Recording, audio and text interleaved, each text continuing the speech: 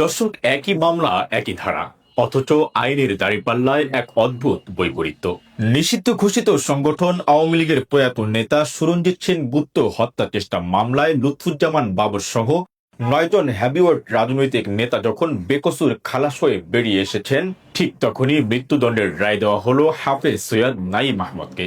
মাত্র ১ মাস আগে বন্দিজীবন থেকে মুক্তি পাওয়া এই আলেমকে আবারও ছুড়ে দেওয়া হলো অন্ধকার প্রকোষ্ঠে। এই মামলার রায়কে কেন্দ্র করে দেশজুড়ে শুরু হয়েছে তীব্র প্রতিক্রিয়া এবং সাধারণ মানুষের মনে জন্ম নিয়েছে গভীর সংশয়। বিস্তারিত দেখুন প্রতিবেদনে।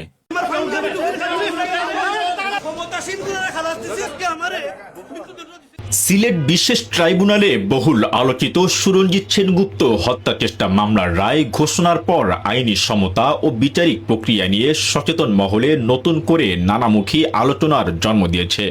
আদালতের রায়ে মামলার প্রধান অভিযুক্ত রাজনৈতিক ব্যক্তিবর্গ সুস্পষ্ট প্রমাণের অভাবে বেকসুর খালাস পেলেও একমাত্র আসামি হাফেজ সৈয়দ নাঈম আহমদ আরিফ নিমুকে মৃত্যুদণ্ড প্রদান করা হয়েছে। আইনজ্ঞ এবং মানবাধিকার কর্মীদের একটি বড় অংশ এই রায়ের আইনি ভিত্তি নিয়ে প্রশ্ন তুলছেন। এটি যেহেতু একটি হত্যা চেষ্টা মামলা এবং সংশ্লিষ্ট রাজনৈতিক ব্যক্তিত্ব প্রায় ৯ বছর আগে স্বাভাবিক মৃত্যুবরণ করেছেন, তাই ঘটনার দীর্ঘ সময় পর প্রত্যক্ষদর্শীর সুনির্দিষ্ট সাক্ষ্য এবং অকাট্য তথ্যের অভাবের বিষয়টি জনমানসে জোরালোভাবে উঠে এসেছে।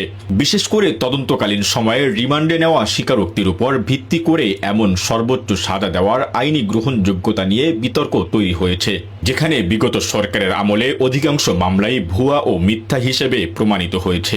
সাধারণ নাগরিক সমাজ এবং সামাজিক যোগাযোগ মাধ্যমে এই রায়কে কেন্দ্র করে গভীর উদ্বেগ প্রকাশ করা হচ্ছে। অনেকের মনেই এই প্রশ্নটি প্রতিধ্বনিত হচ্ছে যে কেবলই ধর্মীয় পোশাক, দাড়ি টুপি বা বাহ্যিক অবয়বের কারণে আইনি মূল্যায়নে কোনো তারতম্য ঘটেছে কিনা। বিশ্লেষকরা বলছেন, এই বৈষম্যমূলক রায়কে কেন্দ্র করে সাধারণ মানুষের মনে যে গভীর ক্ষত তৈরি হয়েছে তা দূর করতে এই মামলার পূর্ণাঙ্গ ও স্বচ্ছ বিচারিক ব্যাখ্যা এখন সময়ের দাবি। অন্যথায় জনগণের কাঠগড়ায় এই বিচার প্রক্রিয়া চিরকাল প্রশ্নবিদ্ধই থেকে যাবে।